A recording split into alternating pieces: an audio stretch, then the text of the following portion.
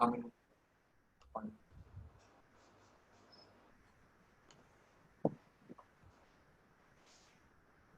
Dr. Bhatia, where your office is where in Delhi location? This is in Hauskas Enclave, Oscars. L23 Hauskas Enclave, and we are. This is where you have your center. This is my center. This is the Neurology and Sleep Center. It's a comprehensive center that we provide solutions for neurological consultation, sleep consultation, sleep testing. And I also feel it's our duty to create awareness about the sleep issues so that people can learn how to handle this problem.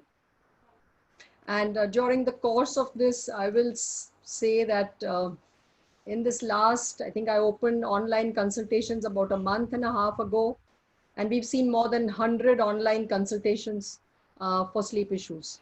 And that's what prompted me that maybe we should talk to the community as a whole to help them solve their problems themselves and then also learn when to seek help.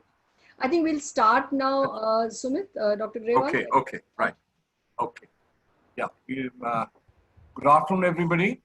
And it's a matter of great privilege for all of us and a matter of convenience for all of us that we have the privilege of having to listen to and watch a person, not anybody ordinary, but Dr. Manveer Bhatia. It's a pleasure to welcome her, and we thank Dr. Bhatia for having organized this special session on sleep. Well, Dr. Bhatia is the Vice President of the Indian Society for Sleep Research, and she's the author of the first non-fiction book on sleep in India. I think, Dr. Bhatia, your book was released in Ludhiana at the API. It was also released, but also we did a release in Delhi also, yes. Delhi also. But I remember I was there in the Ludhiana hall when it was released. And she started the first online sleep training program.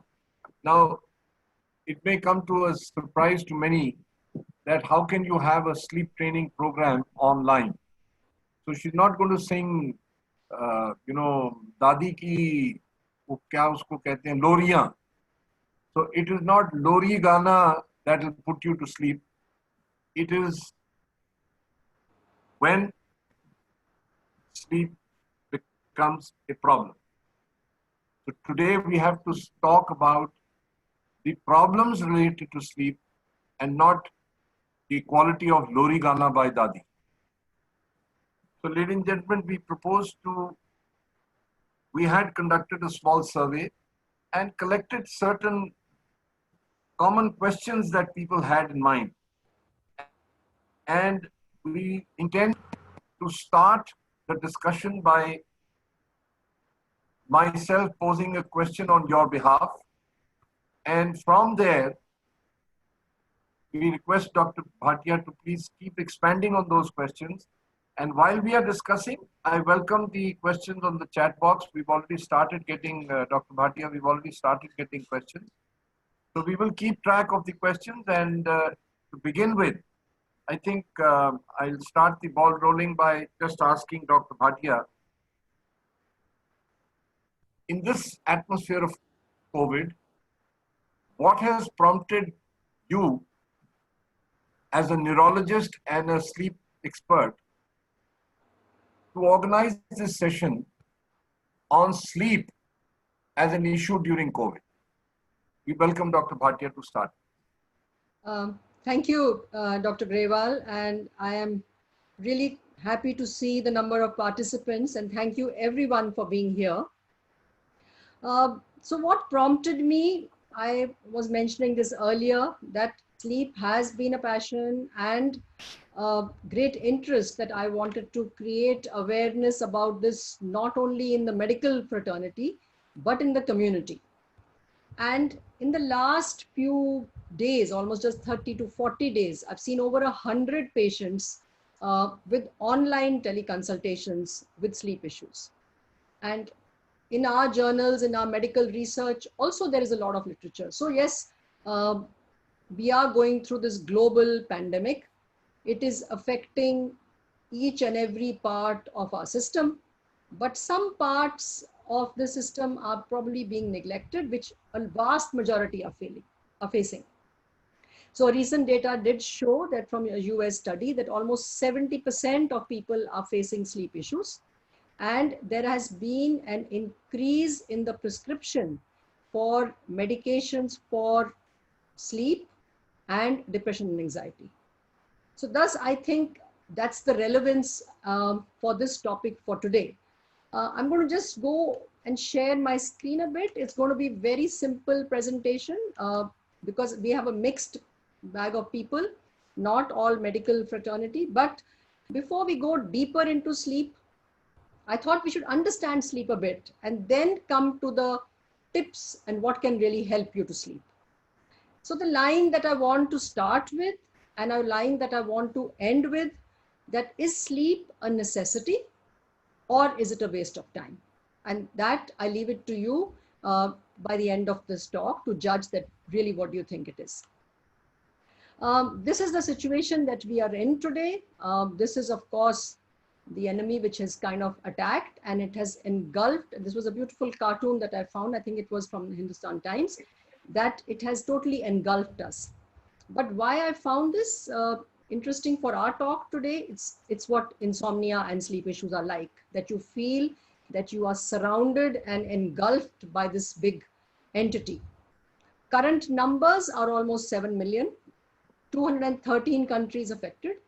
India has about 24 lakhs and we have touched the 5th as of today. Interesting research that I found just about 2 days ago, that is a mattress company called Simbas, and they have released their data on 50,000 people from UK. And what did they find? They found that sleep has got delayed for most people, waking time has got delayed, and the sleep overall quality is bad. And guess what else they related it with? They found the alcohol consumption has increased. So there are beautiful bar charts that they have shown, but we will talk about that. So definitely, and there's a lot of literature from China about the people who were infected with COVID, recovered from COVID, and what has been their impact, the impact on sleep. So thus, overall, there is a lot of impact on this entity, which is sleep. So sleep is something which has been known for ages. I just want to show this plant. It has numerous names, but we know that during the day, these leaves are opening up and at night they used to close. So what controls this? And this was something called as a body clock. The 3 scientists who won the Nobel Prize for this, and I was fortunate enough to listen to one of them, and it's amazing the research that they did. Why are these important and why am I going into this at the beginning? If we need to understand how to improve sleep, we need to know a little bit about, so what is this entity that we are talking about? And this picture I like to show because these red areas are the areas where the brain is very active.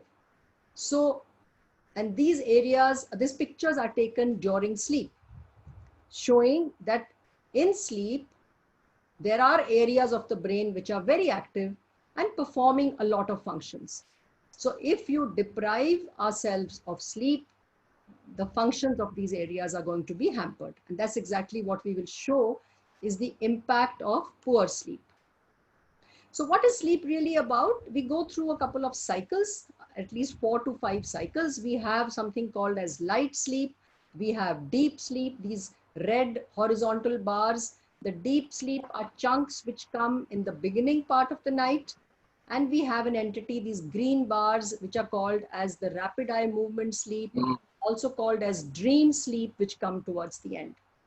All of these stages are important together to give us what is called as quality sleep. And that's what we feel when we wake up in the morning. So I think, so that's what sleep is all about. And then we can take some other questions that Dr. Grewal has in line.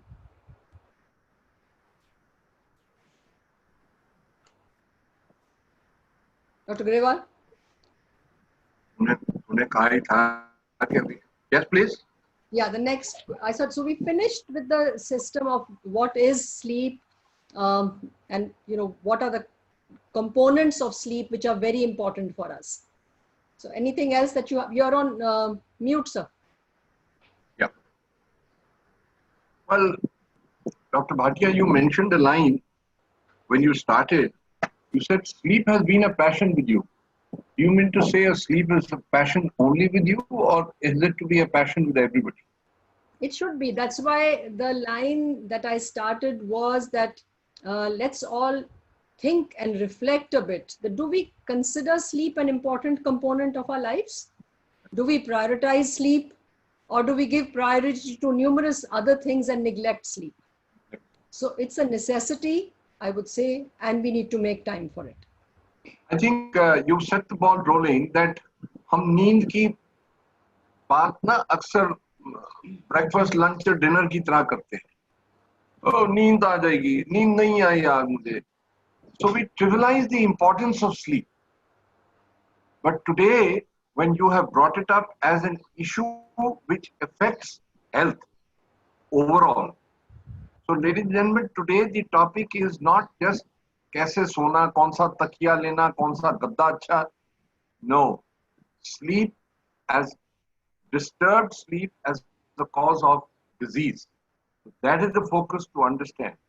So, Dr. Bhatia, the next I would like you to talk. When we talk of sleep being sleep, disturbed sleep can be an issue. That's a statement I'm making. Disturbed sleep can be an issue. So, would you please expand on this statement?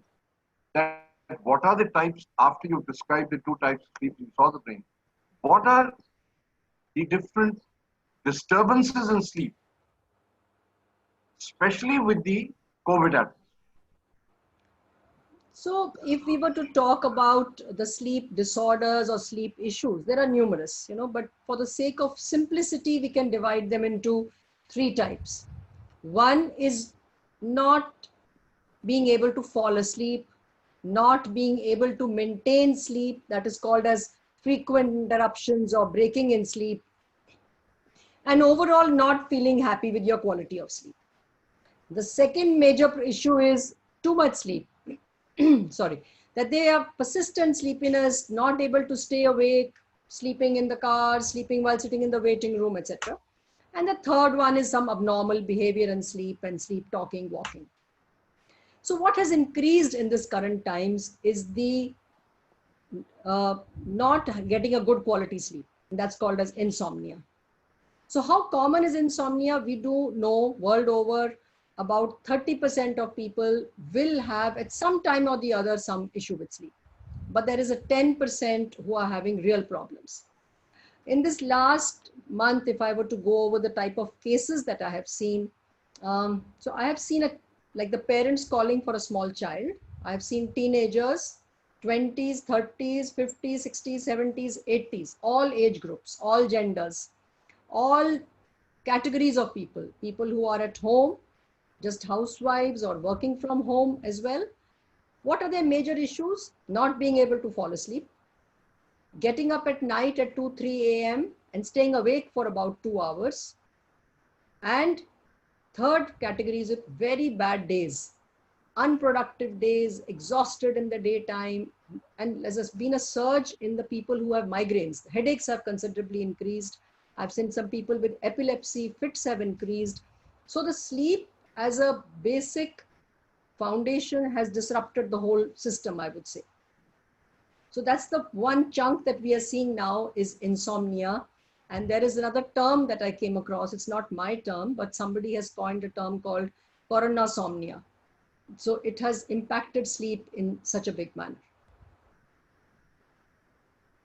I think that's important that you mention that the disturbance of sleep can lead to major diseases.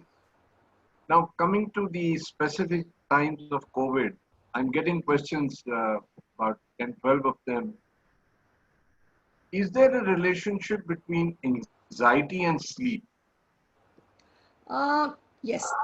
So very, very strong. So I will just go forward to one slide to show you the relationship between why has this particularly become bad in this current situation. So one, yes, anxiety. So what does anxiety do? Stress can stimulate anxiety. So stress of what? We all agree that there's a stress, the basic factor being this uncertainty. And uncertainty produces a lot of stress. Um, we are not sure from the medical side how these manifestations are occurring. People have worries about themselves, their health, the family health, the financials. Small businesses are going through stress. This starts revving up a system in our body, which is called as a sympathetic system. And this is actually a wake promoting system. So when we enter this mode of increased arousal, increased wakeful drive, you're not able to fall asleep. So that's what's happening. So we know stress, anxiety, and poor sleep. Poor sleep produces further anxiety, and that anxiety then worsens asleep. The other things which are going wrong these days is our schedule. The day and night schedule is the lines are getting very smudged. So people feel that I'm productive enough, so I can get up whatever time I want. I can sleep whatever time. I have people who've moved their sleep from 4 a.m. to 12 noon to 2 p.m. So how does that affect the body? It will affect your productiveness. And then you feel even much worse and more lousy. So then where are you spending most of your time? People are spending their time in their bedroom or just sitting. So they work, but they're working from their bed. And that's a lot of sedentary time has increased. What about things like nightmares? Dreams have become very vivid. So dreams are something related to the external world. And a beautiful line I read that when the external world is so disrupted, we can imagine what the brain is going through at night. The other things, I already talked about the alcohol, and my husband gave me this data that about 235 crores was the income from alcohol in Delhi alone, just when the time that they opened up. A lot of screen time, a lot of caffeine. So it's like a vicious cycle. You don't feel productive enough, so you keep drinking coffee through the day. And when you drink coffee through the day, the night is going to be. So all these put together, we have impacted our system, which is called as a body clock. And that's why, particularly during this COVID time, these kind of activities have all impacted sleep. This was a line that I want to just read. This is that the relationship that you asked about insomnia and anxiety. A PhD, a clinical psychologist at the Henry Ford system, said that everything that's going on right now can make people more vulnerable to insomnia. It's a vicious cycle. When you lose sleep, your emotions can feel more intense. And this is one of the functions, if we go over later, if we have time, that sleep plays a role in your emotional regulation. So if you are not able to regulate your emotions, it becomes much more stressful. Your ability to handle a situation becomes much worse. The negativity just increases, and the ability to calm down becomes impaired.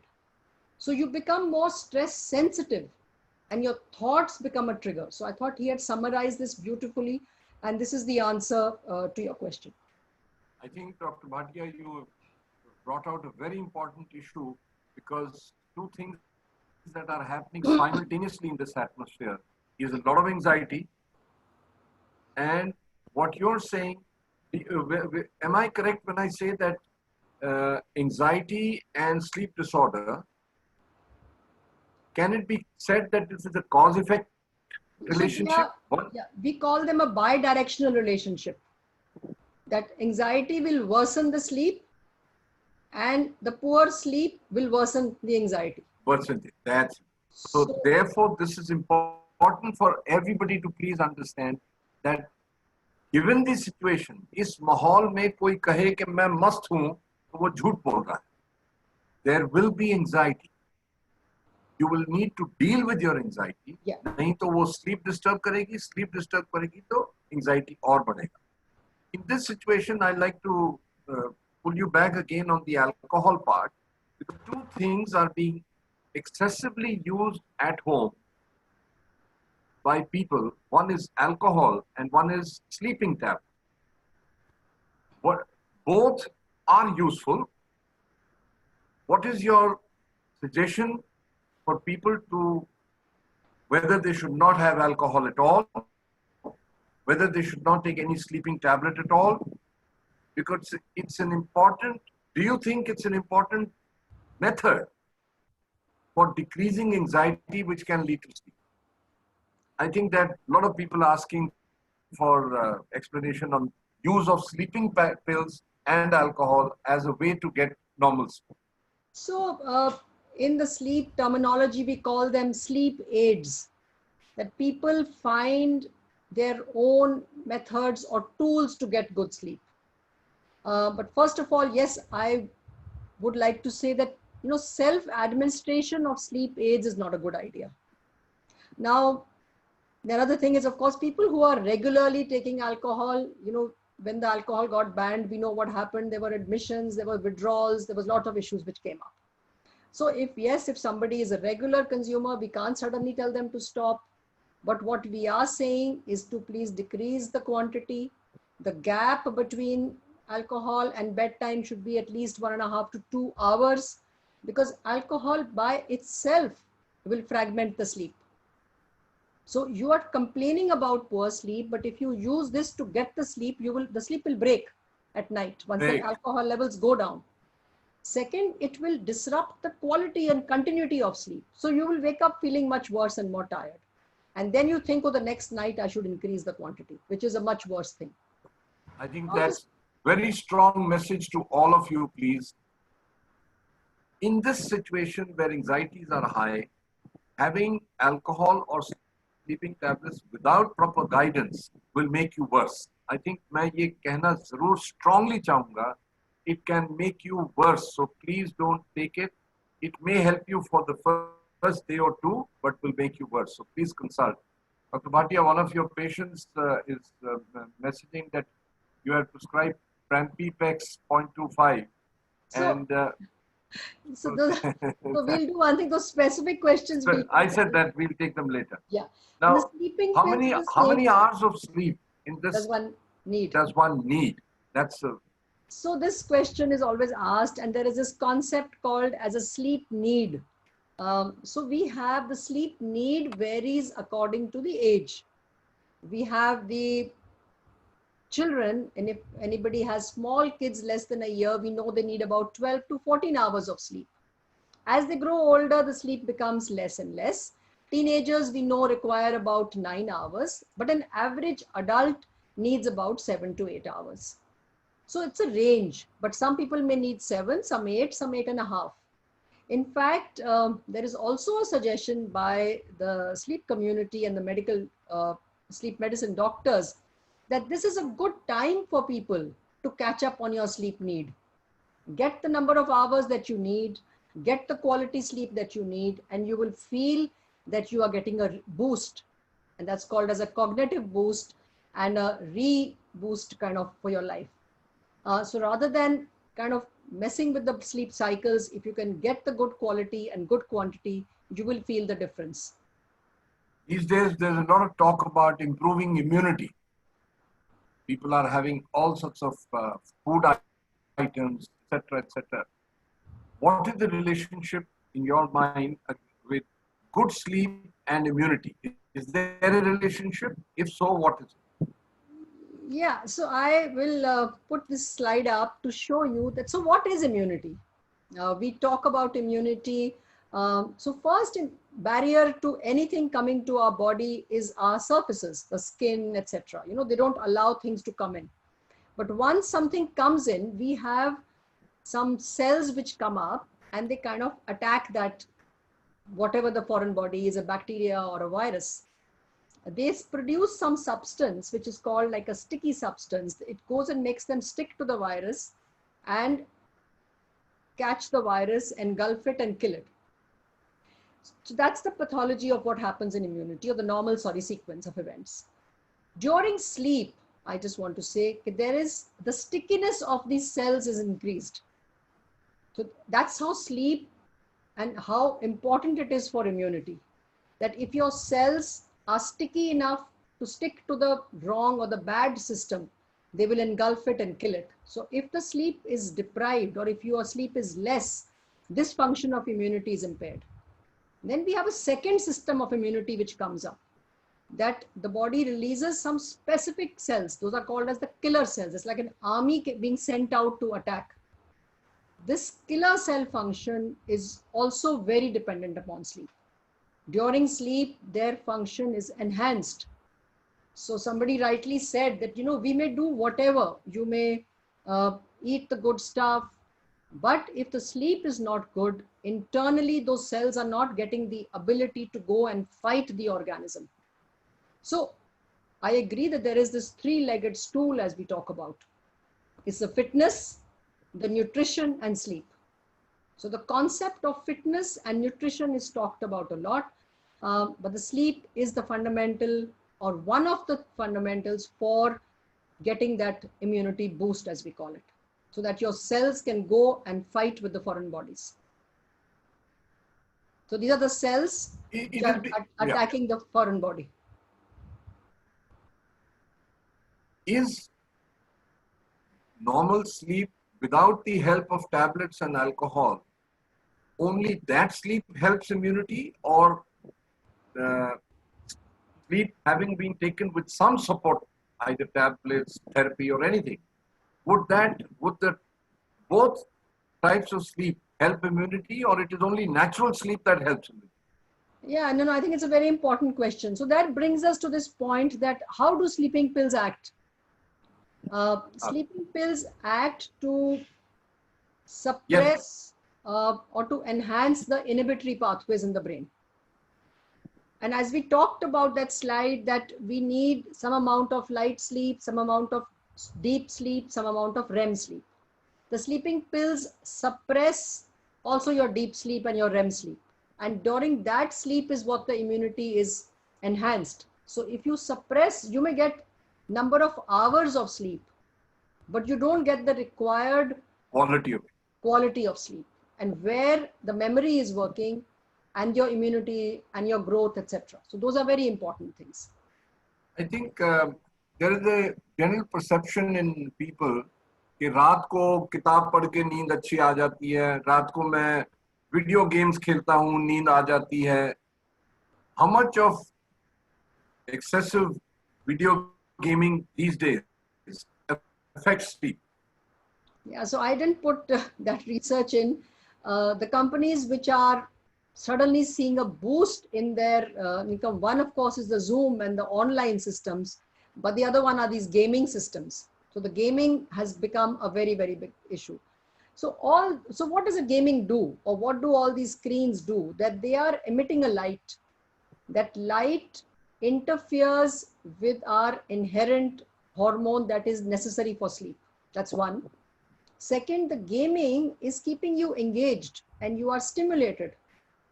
So once you get stimulated, sleep will not come. So it's a vicious cycle. They say that, we can't fall asleep. So to do something, we are on the screens. But the longer you stay on the screen, the sleep will not come. Sleep will not come. So it is a vicious cycle. Very tight line, which one has to understand this connection. Would you say that it can be personal?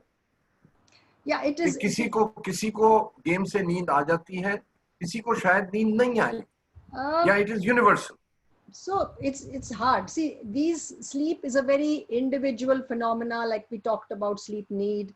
We do know that we tell people about music, suppose, to have light sleep, but everybody likes a different kind of music. But gaming, I think, by and large, is not going to be a good thing. But I did see a patient the other day. So when we set down rules and regulations, now we have to be a little careful that we don't want to make too many rules and regulations for people. And that I also feel in our own medical community. I have seen some patients over the last few days. We have a certain set of rules, as we call them, the sleep hygiene rules. But we need to understand each individual and modify the rules, and also give them short gains and short things that they can accomplish, and then move on to the big. What I'm trying to say is that there was somebody I saw who's used to watching a little bit of TV at night, maybe 8:39, and that person developed insomnia. Now the doctor said that no, you should not watch TV at night. the person, somebody is living alone, has kept herself very busy through the day. Suddenly you take away that little thing that she enjoys for half an hour. It's actually produced more of anxiety. So then I said, okay, you watch the TV, but now she's saying, no, no, no, I was told I shouldn't watch the TV. So you watch it, and then after that you do something relaxing. So if somebody is wanting to do that gaming thing, that you do it at a particular time, then after that take a break and do something else. So we adapt and listen to them and individualize each person's problems, not just lay down a set of rules and say it applies to everybody. I think another perception which is another practice which is seen a lot in our country is रात को हल्दी के साथ दूध पीना. Now, how much do you agree with that system? And haldi and doodh, what is the connection to sleep? So these are some good, let's say, ingredients, good tools, good idioms that we know work. Like, see, haldi has an anti-inflammatory property. So we know now that a lot of people are prescribing this. It's also a natural kind of a substance, you know. Milk has substances which help and promote sleep. So the combination, but anything special in milk? Yeah, it has these tryptophans, etc., which help, which are the amino acids which are going to get induced, like banana has, milk has, almonds have. All these things have good properties which can get converted finally to melatonin and have an action to induce your good sleep. But these are tools to be used. But along with that, we have to follow certain other rules. So other thing we'd say in sleep medicine is don't get stuck to one rule or one item that's going to work. We have to make a plan about the day. We have to make a plan for the night. Then the night is going to be good. Then, not just by one thing. I think so far, Dr. Bhatia, for the benefit of some people who have joined late,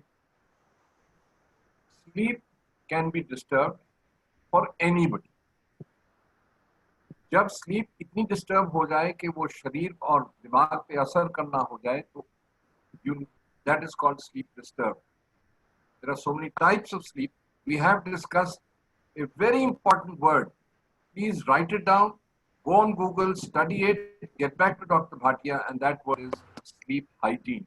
जितना हाथ धोते हैं, hand hygiene, respiratory hygiene, छींक कैसे मारना, उसी तरह there is a phenomena, there is a guidance called sleep hygiene. So it is important for everybody to understand that Dr. Bhatia is highlighting sleep hygiene as a way of getting normal sleep so that you do not fall sick. Dr. Bhatia, there is a question now, a particular question which is coming, that which I think you will be able to explain. Everybody has their own different requirement of sleep. Dr. Bhatia, please mention this little line again that for some people who joined late, my question to you is, मुझे कितना सोना चाहिए? How much sleep do I need? It is for the benefit of some people who joined late because this is the first starting question. So just for the benefit of some latecomers, please. Yeah, thank you. So I think Dr. Grewal has summed it up really nicely. And this question is asked again and again, how much sleep do I need? I want to go a little deeper in that when we allude to this question, how much sleep do I need? We are talking about number of hours. I also want to add two more dimensions to this question, or the two more points to answer this question. One is the quality of sleep. So we just talked about it, that you may get 10 hours of sleep, but still get up feeling tired and unrefreshed. And some of my patients who are here today, who have this entity called as sleep apnea, they have felt this, that your duration of sleep is okay, but you're tired. So that is because quality is not good. Quality. So we need quantity of sleep. We need quality of sleep. By quality, we mean you get adequate amount of deep sleep, adequate amount of dream sleep, and you wake up feeling energized and fresh and charged, as they say. And the third aspect is the timing of sleep. So there is a lot of science behind this timing of sleep. What time to wake up, what time to sleep is ideally in sync with the light. But those times have gone with this discovery of light and the discovery of internet. The timings went a little haywire, but we can still somehow keep to some timing, because certain hormones peak at night and go down in the morning. Our blood pressure, heart rate go through these periods. So if you don't keep to this timing, overall body health is impaired. So an average adult needs 7 to 8 hours with good chunks of deep sleep, REM sleep, and with good timing of sleep. That's how should be the definition of an average adult. And this need is age-based. Right. So, ladies and gentlemen, please appreciate. मैंने एक simple सा सवाल पूछा था, how much time should I sleep, and see the detailed answer. Please understand, it is not a simple question. It's not 2 चम्मच चीनी चाय में. No, because चीनी आपके टेस्ट के साथ डिपेंड करती है, उसी तरह आपके शरीर और दिमाग के मुताबिक आपका time and quality of sleep is important to re-energize you for tomorrow morning. So that's what Dr. Bhatia said. Look, people are कहते हैं मैं 6 घंटे सोया, सुबह उठ के फिर उतनी थकावट. There has to be a reason.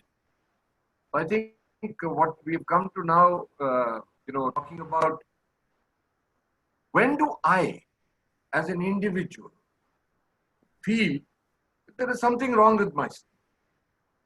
What are those पहली लक्षण for me to find out कि यार कुछ नींद में कुछ गड़बड़ है? So the red flags of sleep disturbed as a disease, what would you say, Dr. Bhatia? So I think a few things. That number one question or number one answer that you need to give to this question is, how do you feel when you wake up in the morning? Very important. By that simple answer, you will know that have I slept well? Am I ready for the day? Am I energized? Am I feeling happy? Am I feeling rested? So in other words, sleep makes you feel happy, restored, recharged, creative, productive, and ready to go for the day. So if you get up feeling that this is what your head is like, something is really wrong.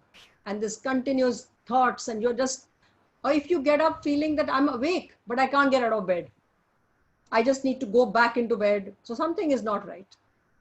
If you sit on your table during the day, or you're trying to work and you're just not able to focus, you can't concentrate, something is not right. And this we've talked about again and again, that if you need this to help you sleep, and if you are increasing this over the time period, then definitely something is not right and we should seek some help.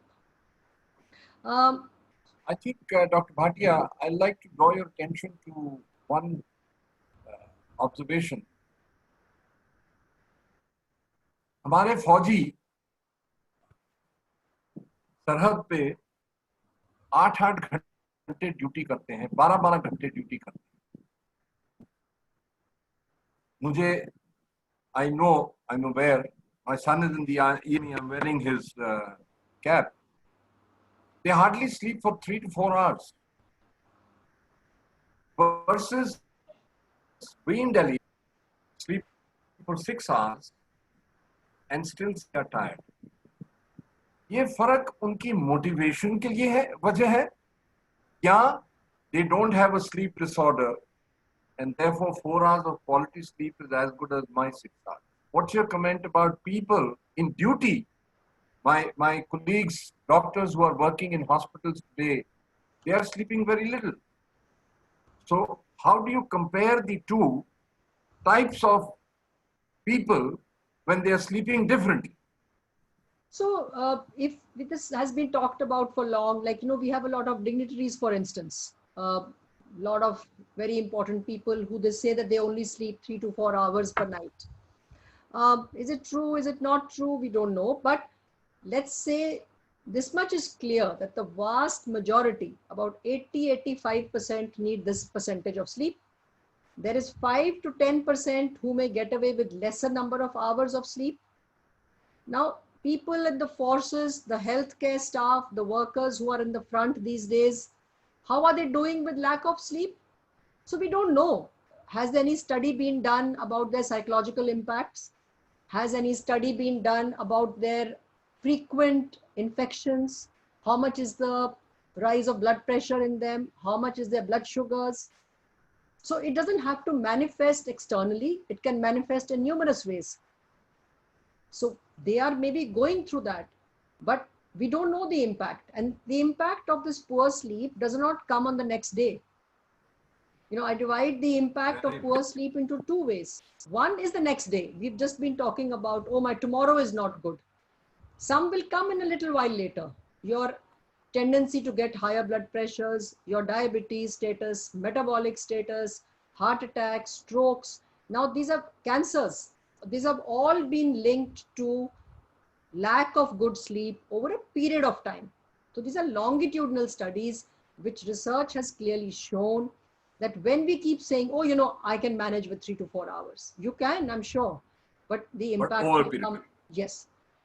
But studies in US have shown on medical students, engineering students, their ability to learn, retain, grasp, reproduce are affected even with one poor night. So this was actually a same thing, something like that you were saying, that there was a recent study which is during the COVID times, which has come dealing with the sleep problems during home confinement. The recommendations, and this was from France, Germany, Switzerland together, they have divided categories. They have specially laid out rules for women and for healthcare staff. You know, because women who are working women are taking care of the homes and working a lot more than usual. So how to help them get their required quota of sleep? And of course, there is a big concern for healthcare staff because we are talking about the immune system, and they definitely need their immune systems to be up. So what to do for them? So it's a complex situation that we are in, and each individual, it's hard. I think end with just a few things that we can do as home tips, which I found were interesting together.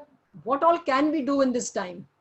You know, I talk to people and they say, oh, you know, I can't do this, I can't do that. So what can we do? We can, I think, do simple measures to improve the day and the night. To improve the night, but we need to focus on them during the day. I attended a really wonderful session with the professor of ISB just 2 days ago. And she did talk about 2-3 things which I thought I would share with people here. One was that we need to, like you mentioned earlier, take cognizance of your fear, acknowledge the fear, and talk about it, lessen the anxiety. And the words people are using that, so you are in social isolation, but not in isolation. So connect with people. And there's also a concept called as a phone buddy.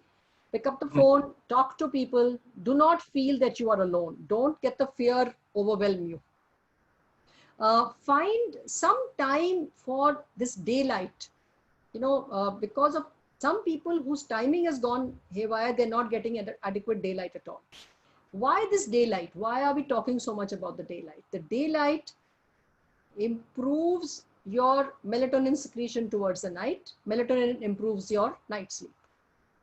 Find some time to what is called, and she actually has made us do this exercise, which we are to submit to her in the coming week, is to take a pause.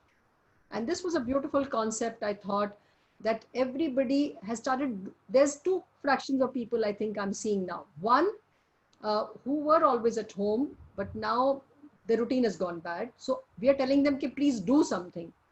But there is a second group of people who are just doing too much. They are on webinars, on Zoom from morning till night, and there's a burnout. So I believe companies, and I just met some family people, Bain, Google, they are giving people breaks now because they're saying that you are reaching a burnout. So take some time off. And this was, I found this interesting, that take a virtual vacation. So we are talking about everything virtual these days. Let's do a virtual vacation, or just reflect, sit quietly and get some light, do your exercises, some meditation, some stretching, which are all good for the body. So the other thing that we need to do is something called as plan a worry time. So a lot of patients that I've seen, they say, when we lie in bed, I'm trying to sleep, but ख्याल आते रहते हैं, ख्याल आते रहते हैं, it's like a movie, वो चलती रहती है, I can't break that cycle.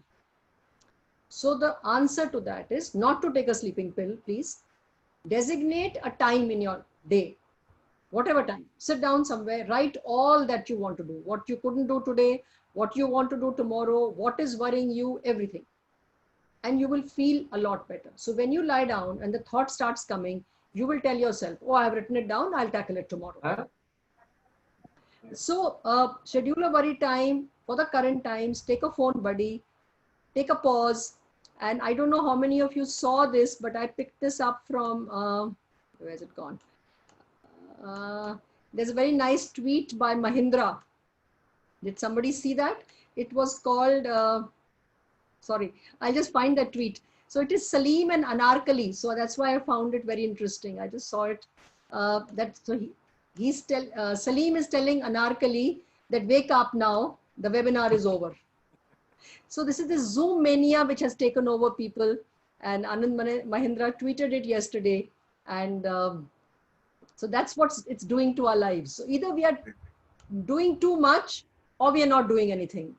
So we need to find our middle path, that do something, but don't get too much. Find a hobby. People who have gardening, who have cooking, find something that you do which makes a purpose in life and a passion. This we've already talked about, what all are to be avoided.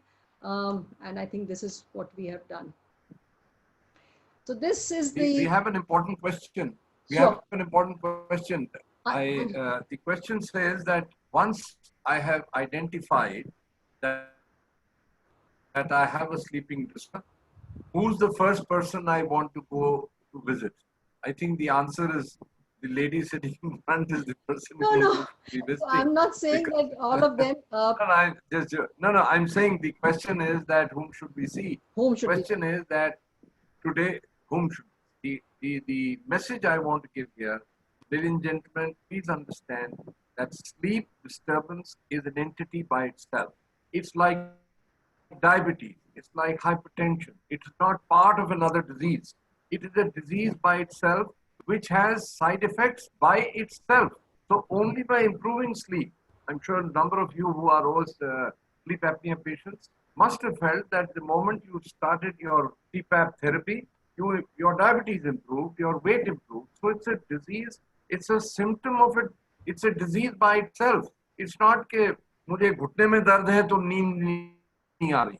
So crocin is not your sleeping tablet. Crocin is for pain.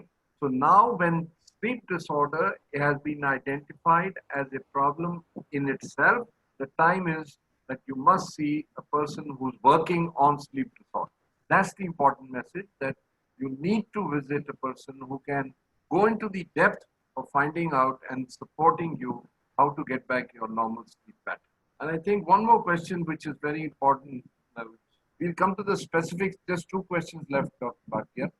One is the use of benzodiazepines, long-term use. I'm sure that question has come so often.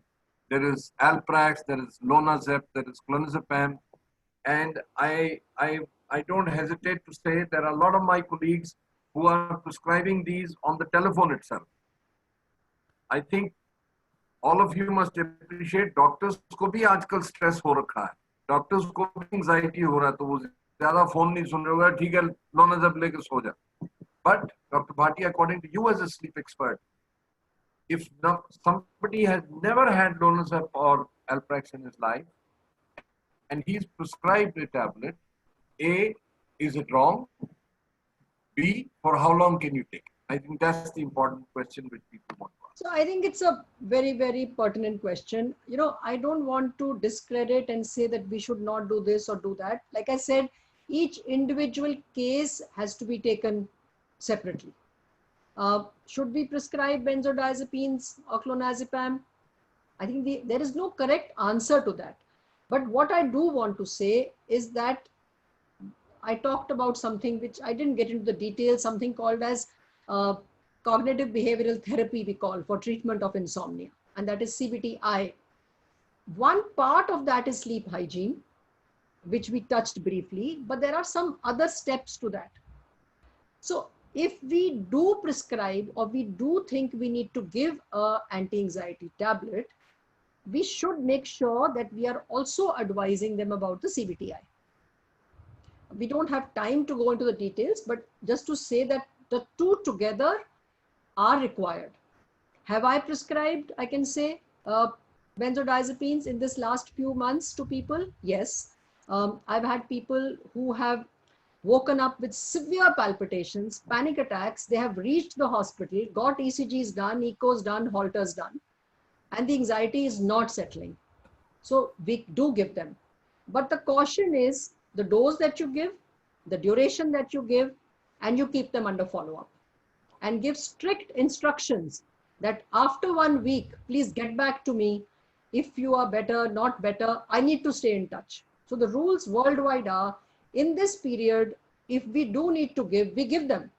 But make very sure about how long. See, what's happening is people, you write a prescription, they are taking it for years. And that's the danger. So we need to keep them under follow-up. I think the important message for participants, convenience, मैं एक सिमली दे रहा हूं कि किसी को बुखार हो गया सडनली तो क्रोसिन देने में नुकसान नहीं है. आज दे दिया, 2 दे दिया, तीसरे दिन आप कहोगे देखो बुखार का कारण पता.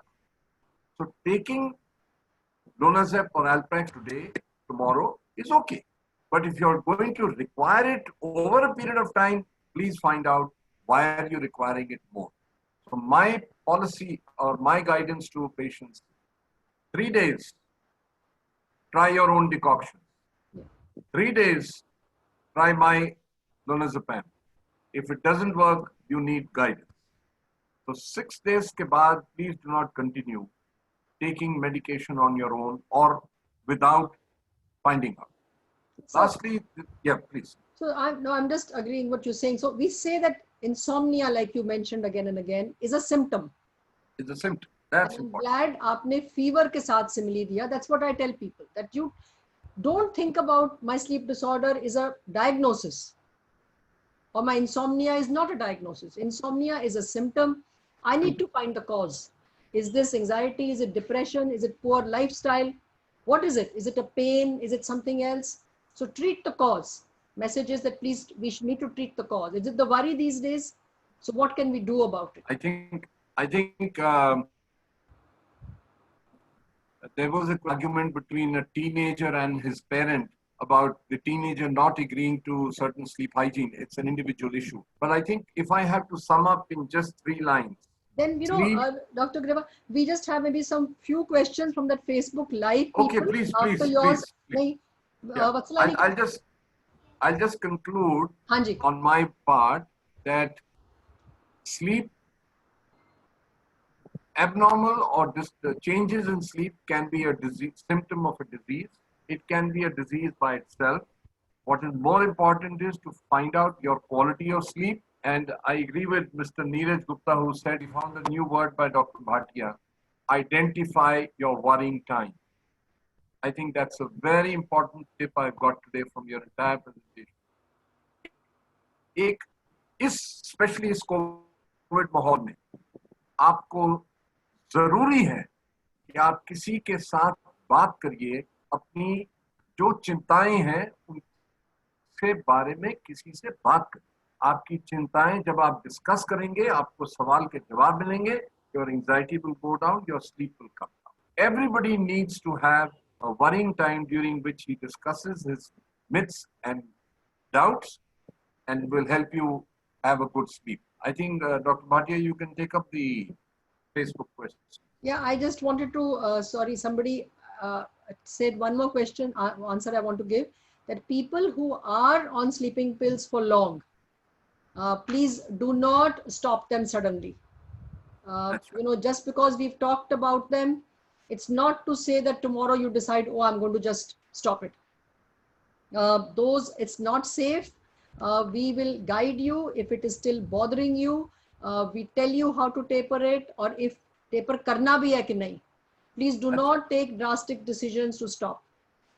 So to summarize this today's, then I will take a few questions from the Facebook live session, because I think the Zoom got more priority.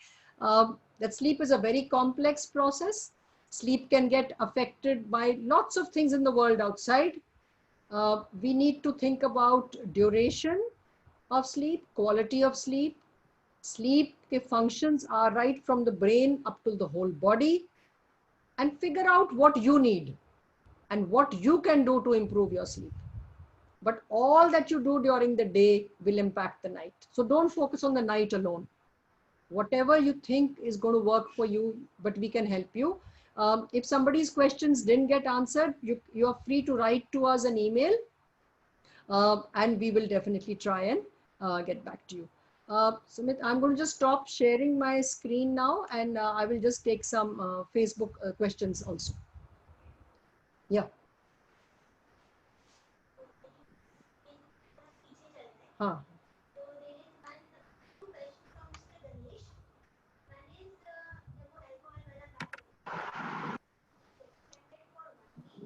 No. Something else, Vatsala. This question is irrelevant. Huh?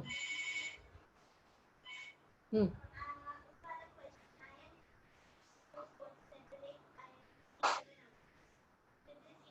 No, no, no. Anything else which is there? So there are some specific questions about combinations of, which pills to take together, which not. So those are, I think, difficult to answer here. If somebody has, like I said, prescribed them to you, please, I am not saying that we stop all the medicines. It's very dangerous. Continue to take whatever you are taking. If one needs to relook and think what we need to do, then we'll go into it. I think then we will end the session. Sumit? मैं अभी करता हूँ We okay, ma'am? So somebody is saying, क्या था कोई last question? Anybody else has some pressing? It's also, people can share if they want to say something.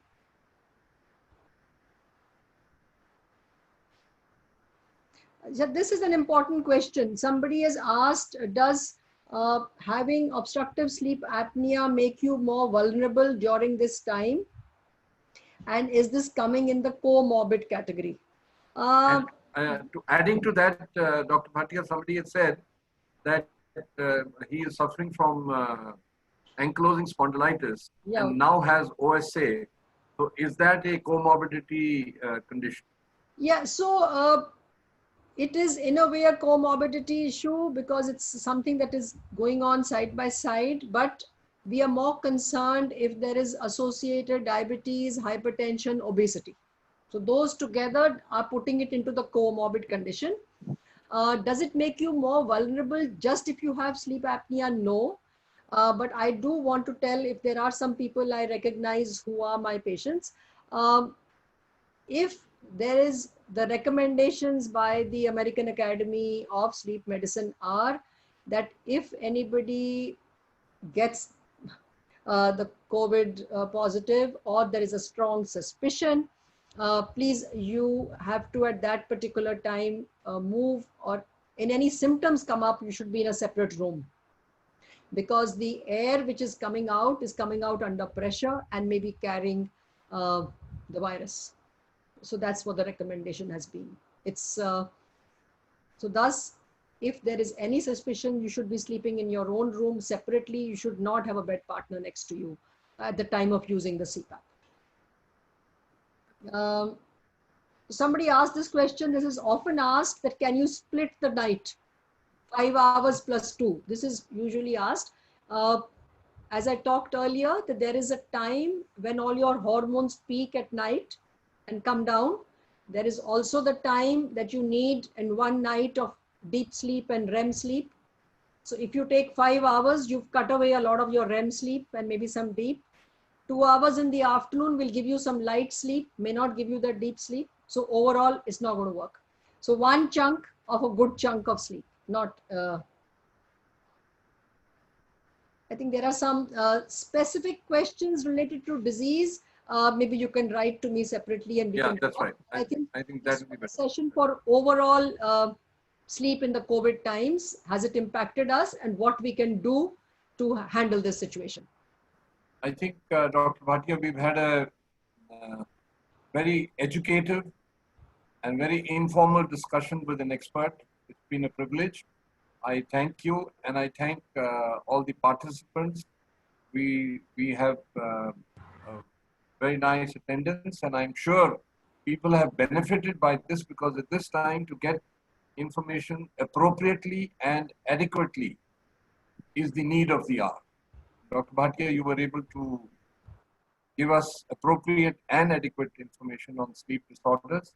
I'm sure this itself will generate many more questions which should be there, because if we get educated on one part, we open another chapter which we can afford to ask.